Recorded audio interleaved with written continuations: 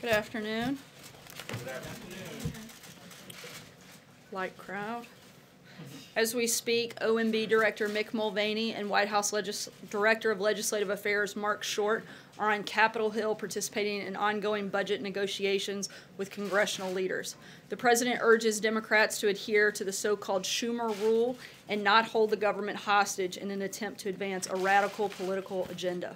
We must fully fund our military and ensure our brave men and women in uniform have the resources they need. They're always there for our country, and we must not let partisan bickering get in the way of the government taking care of them. The President wants a clean funding bill that fulfills our obligations, takes care of our military, and keeps our people safe. And with that, I'll take your questions. Cecilia. Thank you, Sarah. The President says that when Steve Bannon was fired, he not only lost his job, he lost his mind. Does he feel betrayed by Steve Bannon? Does he regret hiring him?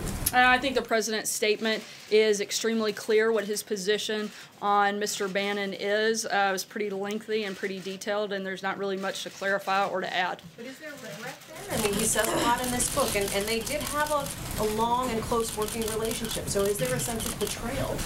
Once again, I think the President's statement fully addresses what his position and what his relationship with Mr. Bannon is. April? Sarah, when was the last time the President talked to Steve Bannon? And this is a serious question. Is the President now blocking Steve Bannon from calling his cell phone?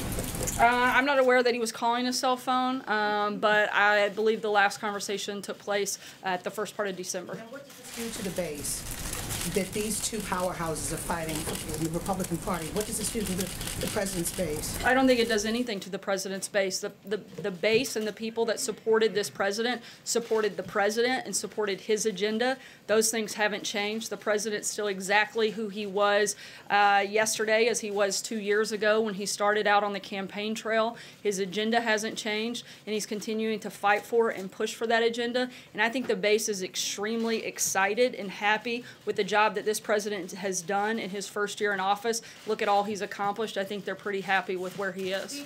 Peter? Steve Bannon has a distinct following, the alt-right, and some people who may not necessarily be for the other, people who are xenophobic. What happens there?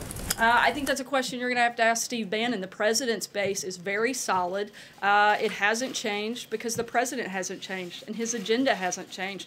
And we're continuing to accomplish a lot of the things that were on the President's agenda as we did last year, and we're going to do a lot more this year as we move into the beginning of 2018. Peter? A couple questions. I'll try to make these simple. First, did the President's You don't think I can handle the hard ones?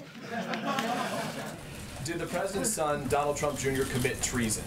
I think that is a ridiculous accusation and one that I'm pretty sure we've addressed many times from here before. And if that's in reference to comments made by Mr. Bannon, I'd refer you back to the ones that he made previously on 60 Minutes where he called the collusion with Russia about this president a total farce. So I think I would look back at that. If anybody's been inconsistent, it's been him. Certainly hasn't been the president or this administration. So to follow up on that, did the President meet any of Donald Trump Jr.'s guests at that June 2016 Trump Tower meeting on that day? As the President has stated many times, no, and he wasn't part or aware of that.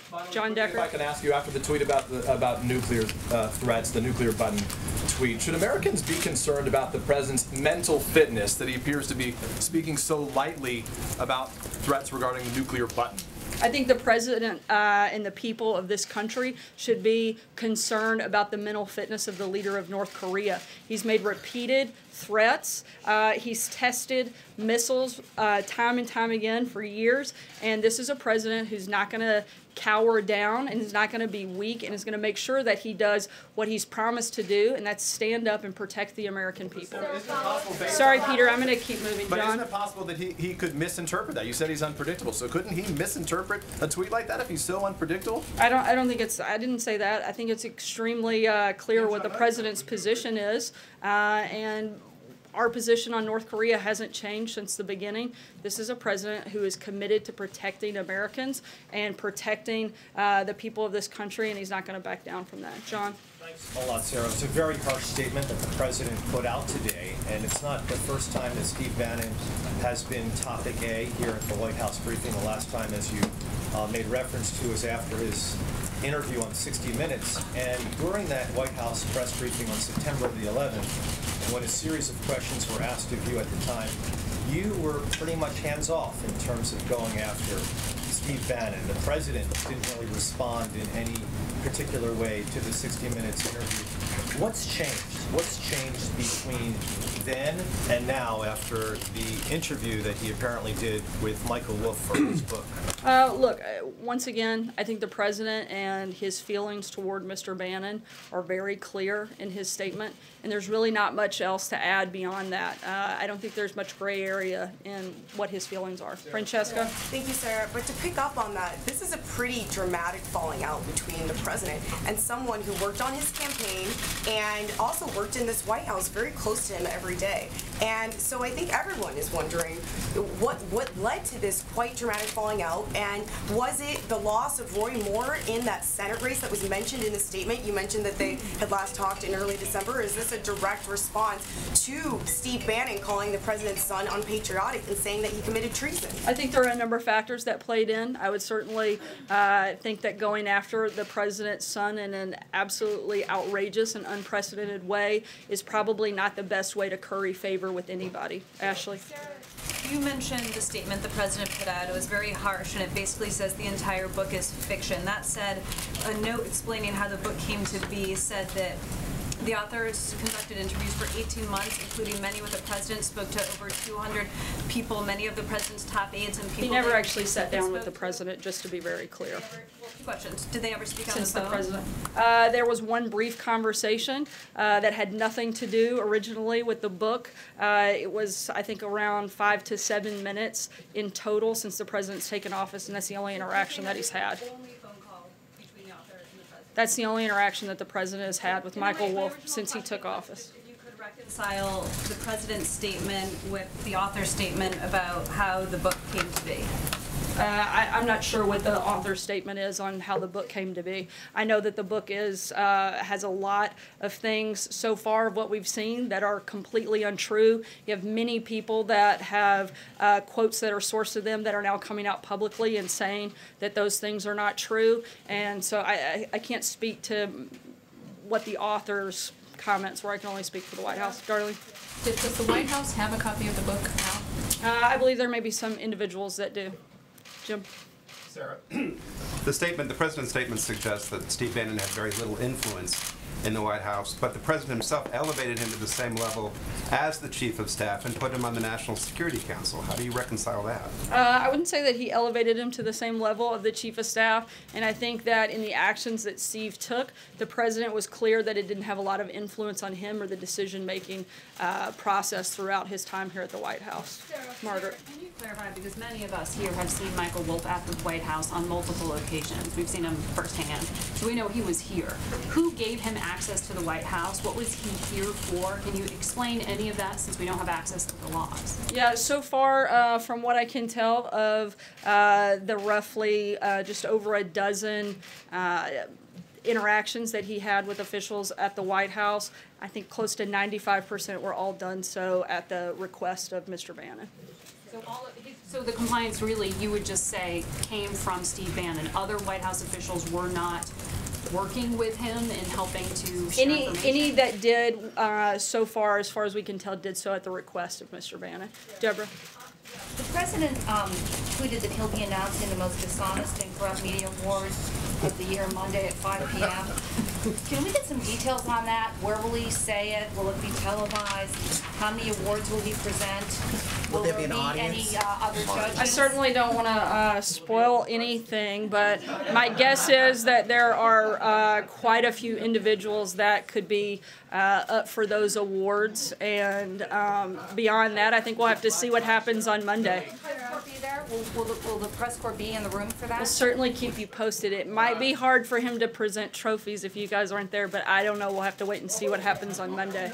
Justin? I had two policy ones. The first one is there was some controversy over the weekend about a letter from the Department of Transportation suggesting that the administration doesn't support the split federal-state framework for the Gateway Rail Tunnel connecting New York and New Jersey. Since it's Infrastructure Week, I'm wondering if the president... Is it infrastructure? Yeah. When isn't it? In principle, supports at least a 50-50 split on that, and if not, what's changed from when he met with the bipartisan New York delegation earlier last year? We don't have any new policy announcements on that front at this point, but as we get further into the year and further into the conversations on infrastructure, we'll be rolling out more details on what we want to do, what we hope to accomplish, and what the plan is to do that. And then you got some questions yesterday about the sort of shorter list of demands on immigration. I'm wondering if that's something that Mick Mulvaney and Short brought up to Capitol Hill today as part of those discussions. It's possible that it comes up. We're certainly open to having conversations on that. The conversation today, the primary focus is on the budget. Once again, we'd like a clean budget bill, and so that's not what our focus is going into today's meeting, but our priorities on what we would hope to have in any immigration bill and any DACA deal haven't changed. They would include securing the border with a wall, ensuring interior enforcement, eliminating the visa lottery program, and ending chain migration. All those things are still the same. Stephen? You nailed down some of the data points with respect to Steve Bannon. You said that the last time the president spoke with him was in the early part of December. Was that before or after the special election in Alabama? I'd have to look at back at the exact date and circle back. Take us through the drafting of the statement the president issued today. It's rather lengthy. Did he write it in his own hand? Did he dictate it? Look, these are the president's words. I think they're very clear, and there's not much to add beyond that. And Kevin? one more thing. It's been reported that he was furious when these reports first came out about what Bannon was quoted as saying. Is that an accurate depiction? I think furious, disgusted would probably certainly fit when you make such outrageous claims and completely false claims against the president, his administration, and his family. Kevin? Sarah, thanks. I wanted to ask you personally, and I know you speak on behalf of the president, on behalf of the American people, how surprised were you at what you read, these excerpts attributed to Mr. Bannon? Did that surprise you in any way, and if so, how? Certainly surprising. I, for one, was somebody who very much believed that the president could and would win. Otherwise, I wouldn't have dedicated so much time to that. But not only that, I worked in the White House since the very first day, and a lot of the characterization that I saw that he was pushing out was the opposite of what I saw take place every day that I've been here. Can I follow very quickly on North Korea? There's been some folks in town who've said, listen, it doesn't help. Despite the idea being we're going to be forceful, we're going to push back, some have said it doesn't help when the tweets come out the way they do. And yet we know that the president's made it clear, I am who I am, I'm going to tweet the way I want to tweet. Has there been any consideration that tweets like the one on North Korea actually don't advance the agenda, meaning working with other partners in the region? I think what didn't help was the complacency and the silence of the previous administration. This is a president who leads through strength, and he's going to do that, and he's going to focus on everything that he can do in order to keep Americans safe, and he's not going to be pushed around by the leader of North Korea. Our policy with North Korea has not changed. We're fully committed to continuing to apply maximum pressure and working with all of our partners in the region, including South Korea, who we have a better relationship now than ever before. We're going to keep working with them and keep pushing forward, and hopefully North Korea will start making better decisions. Kristen? Sarah, thank you. You just said that people should question the mental fitness of Kim Jong-un. So then isn't it dangerous for the president to be taunting him on Twitter?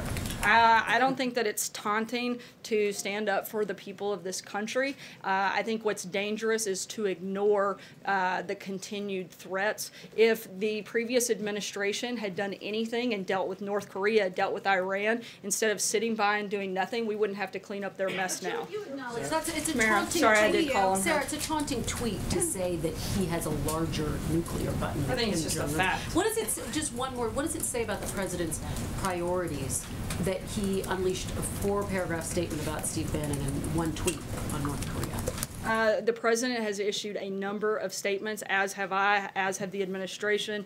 Ambassador Haley, Secretary of State, Jim Mattis, Secretary of Defense have all talked extensively about North Korea. To try to limit it down to one tweet is just disingenuous. The president knows there is no actual one nuclear, but you're saying it is actually bigger. But the reality is The it's a president's complex very process. well aware of how the process works and what the capacity of the United States is, and I can tell you that it's greater than that of North Korea. Mara. Two foreign policy questions. One, yesterday you said there'd be more details on Pakistan in the next 24 to 48 hours.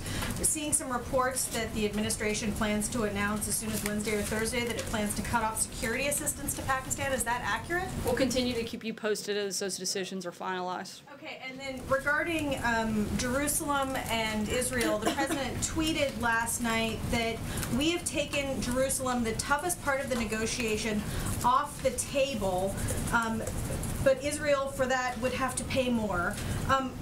First, taking it off the table, when the president announced that Jerusalem was the capital of Israel, the administration policy was stated as that the borders were not being decided. This doesn't affect negotiations. This tweet seems to contradict that. I don't think so. It doesn't affect the negotiations. We still want to continue to have conversations and continue the peace process. We're still very much committed to that and hope we can continue to push forward in that point. And what is this pay more thing? I'm sorry? He said that Israel would have had to pay more. I'd have to check on the details of that. I'm not sure, Tamara. Jordan? Thanks, Sarah. In light of this book and the back and forth over how much access Michael Wolff had to the White House, will the White House reconsider its decision to block public release of visitor logs? Will you release visitor logs to the public? I don't anticipate any changes to that policy at this point, but if it happens, I'll certainly make sure you guys are aware. John? Yeah, thank you, Sarah. Two questions. First, during the campaign, the president said repeatedly entitlements were off the table and he would preserve Social Security, Medicare, Medicaid, Medicare Part D as they were. Now, with the passage of the tax reform legislation and the recent statements of House Speaker Paul Ryan that entitlements should be considered in the budget, has the president changed his position from the campaign? The president hasn't changed his position at this point. Again, as conversations go on, if that does change, we'll let you know. Trey? My other question. Sorry. Yeah. Is it safe to say Steve Bannon is off the list of social invitations for the White House? Probably so, Trey. A couple questions Since on those are Steve. controlled by the First Lady, I think her statement's pretty clear on her position as well. Trey? Thank you, Sarah. A couple questions on Steve Bannon and one on North Korea. How would you describe Steve Bannon's role in the White House when he was serving in this administration? I think the president addressed what he feels it was, and to me that's the most important voice in this process, and he's spoken very clearly on that front. And if I could follow up, is the president looking for an apology from Steve Bannon? What is he looking for in the future from Steve Bannon? I don't think anything. And if I could follow up on North Korea. Discussing earlier the idea that Kim Jong-un would be the one who is mentally ill, is the president concerned that tweeting about nuclear war could cause someone like Kim Jong-un to act with military force? Again, I've addressed this. I think the president is concerned about the continued threats that this individual has made towards the United States and others, and he's not going to allow him to continue doing that without saying something and standing up for the people of the country. Nita? First, three former DHS secretaries have said that the deadline for DACA really is this month, that there's not enough time to put a new program in place by March if it's not done this month. Do you all agree with that? I mean, does that make you, feel like you have to get this done sooner? I know there's been some talk here about not worrying about it until March. We'd like to get something done, but again, we want to make sure that we have complete and responsible immigration reform. We're not just dealing with one piece of it, and we've laid out what our priorities are and what it would take for us to make a deal on that. And we look forward to having those conversations and getting that done. Does it have to Be done this month, though? I'm sorry? Does it have to be done this month, as they're saying? I don't know that it necessarily has to be done this month. Look, we'd like to make a deal on securing funding for the border wall, as well as ending chain migration, ending the visa lottery program, interior enforcement. So we'd like to do that right away. So if the Democrats are willing to sit down and make that deal, I think we'd be happy to get that done by the end of the month. Andrew? I said I had a second question. Sorry, okay, we'll I do said a I had quick a one second here. question, a very quick one, which is I just don't understand the timing of something. Steve Bannon left in the summer, late summer. If the president says he lost his mind when he left, why did he continue to talk to him for so many months? Look, the president continued to have conversations with him, often asked for by Mr. Bannon. The president spoke with him, but that doesn't mean that he can't hold that position. Andrew. Thank you, Sarah. What do you base your... Yeah, I think she's calling me. Your comments about Kim Jong-un's mental stability, is that based on a U.S. government assessment, a psychological assessment, or is that your opinion? I'm not going to get into any further details on that front. Take one last question. Thank you, Sorry, Sarah. go ahead, Andrew. In the past day or so... Sorry, I'll come back. Andrew, go ahead. The president enjoyed a slight bump in popularity when he was down in Florida golfing. I'm sure you saw this. Is it possible that Americans like him more when he's out of the news and not tweeting? I think Americans like the fact that he got the largest tax cut in history done. I think they like the fact that they're going to see a lot more of their paycheck. I think they like the fact that American companies are investing back in this country and not other ones. I think they like the fact that American companies are now giving out massive bonuses across the board. We're seeing every single day more and more companies announce decisions like that. I think that's what most Americans certainly were very happy about, particularly as they went into the holiday season and they had a little bit more money to consider spending as they celebrated Christmas with their family. Take one last question. Hunter, go ahead. In the past day or so, we've seen President Trump attack the press, the Justice Department, and now his former ally, Steve Bannon. By attacking critics and key institutions in our democracy, isn't the president engaging in authoritarian behavior?